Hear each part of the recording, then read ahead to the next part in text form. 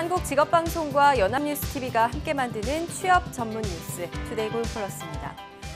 네, 최순실 게이트가 터진 지 시간이 꽤 흘렀는데요. 양파 껍질처럼 벗겨도 의혹은 계속되고 있습니다. 청와대 밖 비선 실세의 위세가 얼마나 높았는지를 가늠케 하는 대목입니다. 남현호 기자입니다. 비선 실세로 지목된 최순실 씨가 저지른 국정농단과 권력형 비리의 실체가 하나둘 드러나고 있습니다. 의혹이 사실로 밝혀질 때마다 그 위세가 어느 정도였는지 혀를 내두를 정도입니다. 특히 최 씨와 그 측근들의 먹잇감은 문화, 스포츠계를 넘어 해운, 광고, 면세점, 정보통신, 의료까지 업종을 가리지 않았습니다. 이번 최순실 게이트가 터지면서 지난 여름 뜨거운 감자였던 SK텔레콤과 CJ헬로비전의 인수합병 무산, 한진해운의 법정관리 등에 보이지 않는 힘이 작용했다는 의혹이 제기됐습니다. 최 씨가 저지른 전횡의 하이라이트는 성형외과 특혜 의혹입니다. 최 씨 모녀의 단골 성형외과 원장이 대통령 해외 순방 때 경제사절단에 포함해 동행했는가 하면 관련 업체의 화장품이 대통령의 설 명절 선물로 선정됐습니다.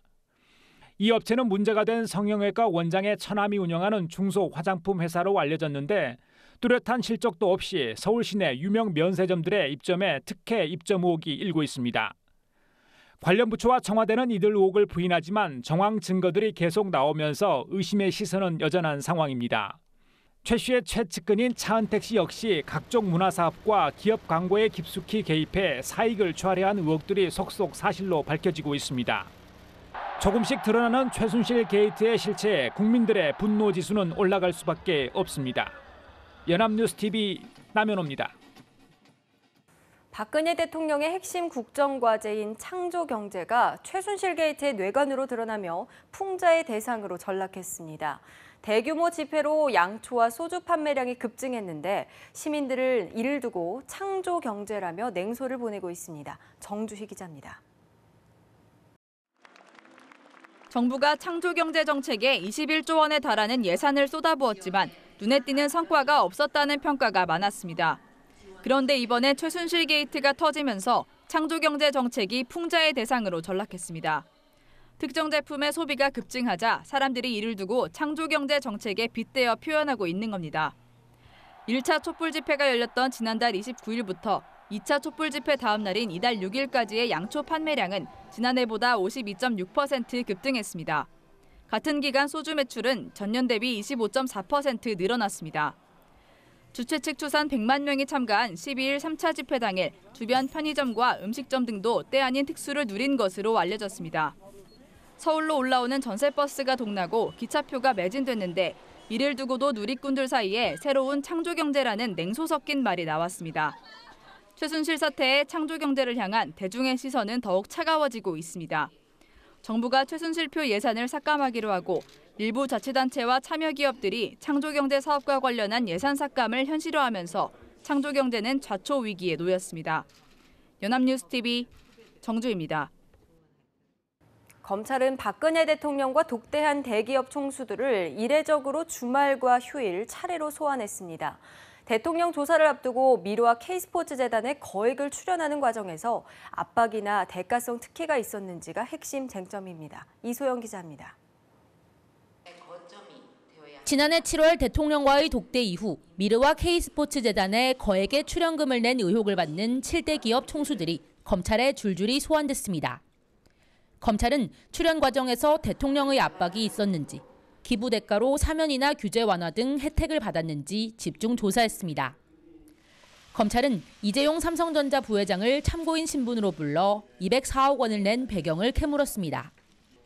삼성이 7대 기업 중 최고액을 출연했을 뿐 아니라 승마협회를 통해 최순실 씨의 딸 정유라 씨에게 35억 원을 특혜 지원한 의혹도 함께 받고 있는 만큼 광범위한 조사가 진행됐습니다. 최 씨가 평창 동계올림픽에도 개입했다는 의혹과 관련해서는 조직위원장을 지낸 조양호 한진그룹 회장이 조사를 받았습니다. 조 회장은 최 씨 회사와 협약을 맺은 기업에 올림픽 시설 공사를 맡기라는 청와대 지시를 따르지 않았다가 위원장 자리에서 경질됐다는 의혹이 제기된 상태입니다. 이들을 포함해 검찰은 이틀에 걸쳐 현대 정몽구, 한화 김승현, SK 최태원, LG 구본무, CJ 송경식 회장 등 대통령과 면담한 7대 기업 총수를 모두 불렀습니다. 주말 비공개로 대기업 총수들을 소환하면서 재벌 봐주기 논란도 일었지만 검찰은 대통령 조사를 앞두고 속도감 있는 사전 조사가 필요했다고 설명했습니다. 연합뉴스 TV 이소영입니다.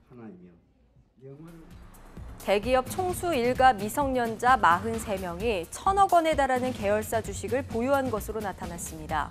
더불어민주당 박광원 의원이 공정거래위원회에서 받은 자료에 따르면 올해 4월 1일 기준으로 16개 그룹에서 대기업 총수의 미성년 친족 43명이 한 명당 평균 23억 7천만 원 규모의 상장 주식을 보유하고 있는 것으로 나타났습니다. 이에 해당하는 미성년 친족은 두산이 7명으로 가장 많았고 GS가 5명, LS에서는 미성년 3명이 수십억 원대의 주식을 보유하고 있었습니다. 실업자는 아니지만 사실상 실업자로 여겨지는 취업 준비자가 10월 기준으로 65만 명을 돌파했습니다. 통계청에 따르면 지난 10월 기준 비경제 활동 인구 중 취업 준비자는 65만 3천 명으로 지난해 같은 달보다 16,000명 증가했습니다. 이는 10월 기준으로 통계 작성이 시작된 2003년 이래 가장 많은 것으로 최근의 실업난과 부족한 일자리 사정을 반영하는 것으로 풀이됩니다. 미국은 우리의 두 번째 수출 시장이자 무역 흑자를 내는 곳입니다. 하지만 수출 부진으로 최근에는 흑자 규모가 줄고 있습니다. 그런데도 내년 초 출범할 트럼프 행정부의 요란한 보호무역 정책 탓에 무역과 환율 파산 공세를 피하긴 어려울 전망이라서 대책 마련이 시급합니다. 김종수 기자입니다. 미국 재무부는 지난달 한국을 환율 관찰 대상국으로 분류했습니다. 200억 달러 이상 대미 무역 흑자, GDP 3% 이상 경상수지 흑자, 인위적 환율 인상, 세 항목에 해당하면 환율 조작국으로 무역 보복 대상이고 2개면 관찰 대상국인데 중국, 일본, 독일도 함께였습니다. 미국은 연 7천억 달러대 무역 적자의 원인을 이렇게 남 탓으로 돌리는데 절반 가까이는 중국 때문입니다. 한국은 흑자가 중국의 10분의 1도 안 되고 그나마 최근엔 감소세입니다. 그런데도 한미 자유무역 협정 이후 늘어난 흑자 때문에 표적이 됐습니다. That South Korean deal is a disaster for us. 적자의 근본 원인은 미국의 낮은 경쟁력과 애플의 아이폰이나 GM의 멕시코 공장처럼 자국 기업의 생산기지 이전 때문인데 엉뚱한 곳에 분풀이를 하려는 겁니다. 각국은 트럼프 행정부가 무역 협정들을 일시에 파기하긴 어렵지만 내년 4월 환율 보고서 공개를 계기로 통화가치 절상, FTA 재협상 같은 트럼프표 보호무역에 포문을 열 것으로 보고 있습니다. 문제는 이런 공세가 가져올 부정적 파급 효과가 만만치 않다는 겁니다. 만약에 그러한 공약들이 정책으로 시연이 된다면 그는 세계 교육은 물론이고 국내 수출에도 부정적 영향을 줄 것으로 우려됩니다. 트럼프 당선인은 또 대미 흑자 1, 2위인 중국, 멕시코에 35% 보복 관세 적용을 공언했습니다. 이 경우 이들 지역에 진출한 우리 기업들은 재난 수준의 타격이 불가피합니다. 연합뉴스 TV 김종수입니다. 올해 들어 세계 무역액이 6년 만에 최저 수준으로 낮아진 가운데 한국의 수출액은 감소폭이 더욱 커지면서 작년보다 2계단 낮은 세계 8위로 추락했습니다. 세계무역기구에 따르면 올해 8월까지 전 세계 주요 71개국 간의 무역액은 19조 3,530억 달러로 지난해 같은 기간보다 4.6% 감소했습니다. 이런 가운데 수출 세계 1위는 중국이었고 미국과 독일, 일본이 뒤를 이었습니다. 한국은 프랑스와 홍콩에 밀려 지난해보다 2계단 낮은 8위로 떨어졌습니다. 1조 원대 불법 인터넷 도박 사이트를 운영한 일당이 경찰의 무더기로 적발됐습니다. 도박을 한 사람 중에는 가수도 있었는데 신분 노출이 두려워 지인을 대신 경찰에 출석시키기도 했습니다. 황정현 기자입니다. 경찰이 40대 남성을 긴급 체포하고 압수수색을 시작합니다. 42살 김모 씨는 지난 2010년부터 인터넷 스포츠 도박 사이트를 운영하며 수십억 원의 부당 이득을 챙긴 혐의로 경찰에 붙잡혔습니다. 이들은 대포통장 계좌 74개를 개설해 모두 9,600억 원이 넘는 규모의 도박 사이트를 운영했습니다. 특히 서울과 전북 지역 조직폭력배들이 대포 통장을 공급하고 도박에 관여한 것으로 확인됐습니다. 경찰 조사에서 남성 2인조 그룹 가수 정모 씨는 인터넷 불법 도박에 34억 원이 넘는 돈을 쓴 것으로 드러났습니다. 정 씨는 지난 2014년 경찰 조사를 받을 위기에 처하자 평소 자신과 알고 지내던 지인 권모 씨가 대신 처벌을 받도록 꾸몄습니다. 그 당시에 자기 가수 신분이 탄로나서 가수 생활을 하지 못할 거를 염려해가지고 자기의 지인을 내세워서 즉 피의자를 바꿔치기 위해서 대신 처벌받게 한 사실이 확인됐습니다. 권 씨는 당시 정 씨의 어머니와 함께 살던 동거인으로 정 씨의 신분이 드러나지 않도록 경찰에 출석해 허위 조사를 받았습니다. 네, 일단 그래서 그거를 일단 뽑은 다음에 그거를 보고 제가 구상을 따는 게 제일 좋은 것 같아요. 그래, 조사하시러 가기 전에. 네. 아저씨가 일단 돌려야 되네. 네네. 경찰은 스포츠 도박 사이트 운영자와 도박 행위자 등 모두 67명을 검거하고 정 씨 등 6명을 구속했습니다. 연합뉴스TV 황정현입니다. 임금이 높고 정규직일수록 결혼 비율이 높은 것으로 나타났습니다. 한국노동사회연구소 보고서에 따르면 올해 3월 20, 30대 남성 노동자 중 임금 하위 10%의 기혼자 비율은 6.9%인 반면 임금 상위 10%의 비율은 82.5%로 12배나 높은 것으로 나타났습니다. 학력과 결혼 비율 관계도 비슷하게 나타나 20, 30대 남성 노동자 중 박사학위 소지자는 기혼자 비율이 100%, 석사는 66.6%인 반면 중졸 이하는 35.4%로 조사됐습니다. 연구소는 청년들이 결혼해 가정을 꾸리고 자녀를 낳아 기를 수 있는 안정된 적정임금 일자리 제공이 없다면 저출산 정책은 실효성을 갖기 어렵다고 분석했습니다. 더 이상 통신만으로는 성장하기 어렵다고 본 이동통신사들이 다양한 활로를 찾고 있습니다. 통신 기술에 뿌리를 둔 제품 개발은 기본이고 다른 업계와도 손잡고 사업 영역을 빠르게 넓혀가는 중입니다. 노은지 기자입니다. 노래 들려줘. 최근에 들은 음악을 들려드리겠습니다.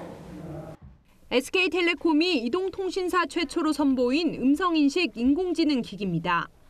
점점 성능이 진화하는 이 인공지능 기기는 피자와 치킨 주문까지 해냅니다. SK텔레콤이 하나금융과 합작한 핀테크 회사는 내년 상반기부터 모바일 금융 서비스를 시작할 예정이고 차량 공유 서비스 업체인 소카와는 커넥티드카 기술을 개발하고 있습니다. KT는 지난 9월 점포가 없는 국내 최초의 인터넷 전문은행 본인가를 금융당국에 신청했습니다. 허가가 떨어지는 대로 예금과 대출, 송금 등 본격적인 영업을 할 수 있게 막바지 작업 중입니다. 스마트폰 애플리케이션에 등록한 모든 카드를 오프라인에서 한 장으로 쓸 수 있게 한 스마트카드도 올해 안에 선보입니다. LG유플러스는 사물인터넷, IoT 사업에 공을 들이고 있습니다. 40만 가구가 넘는 가입자를 확보한 국내 홈 IoT 시장 1위의 저력을 스마트 공장과 도시에서도 보여주겠다는 계획입니다. 하지만 이들 사업이 제대로 된 수익을 내기까진 상당한 시간이 걸릴 것으로 예상됩니다. 통신이 아닌 새로운 수익 사업을 만들어야 하는 그 절실함에 통신사들의 외연 넓히기는 거듭될 전망입니다. 연합뉴스TV 노은지입니다.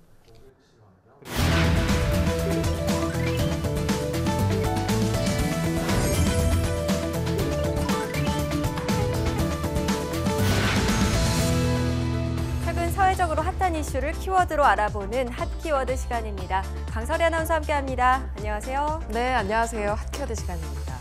요즘 국가란 무엇일까? 진정한 리더의 조건은 무엇일까에 대해서 고민하시는 분들 많으실 겁니다. 뉴스를 볼 때마다 투표의 중요성을 절감하게 되는 요즘인데요.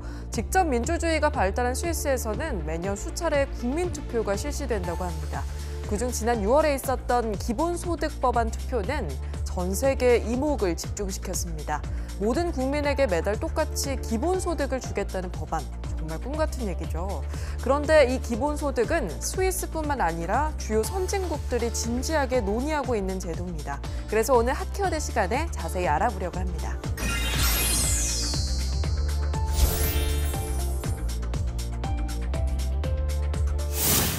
네, 스위스의 투표 저도 기억이 납니다.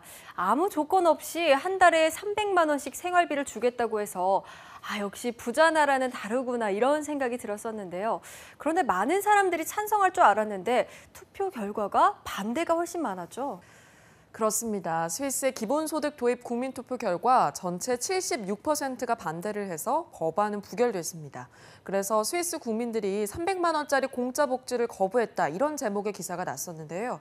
실제 투표는 헌법의 기본소득을 국가의 재원으로 보장한다는 조항을 넣을지 여부를 결정하는 것이지 금액은 따로 정해져 있지 않았다고 합니다. 월 300만 원은 기본소득을 찬성하는 단체가 제시한 금액이었는데요. 스위스의 1인당 국민소득은 8만 달러가 넘습니다. 우리 돈으로 거의 1,000만 원에 육박하는 금액이죠. 그리고 물가도 비싸서요. 월 300만 원은 최소한의 생활 유지비로 제시된 겁니다. 네, 우리가 생각하는 월 300만 원과는 좀 차이가 있었군요. 자, 그런데요. 어쨌든 국가가 일을 안 해도 돈을 주겠다는 거잖아요. 이런 법안이 논의되고 있는 이유가 있을 것 같은데요. 기본소득 도입을 주장하는 이유는 무엇이 있었나요? 네, 지금 보시는 영상은요. 스위스 기본소득 찬성단체가 벌인 거리 행진입니다. 우리는 당신을 위해 일한다고 써붙인 로봇들이 춤을 추고 있죠.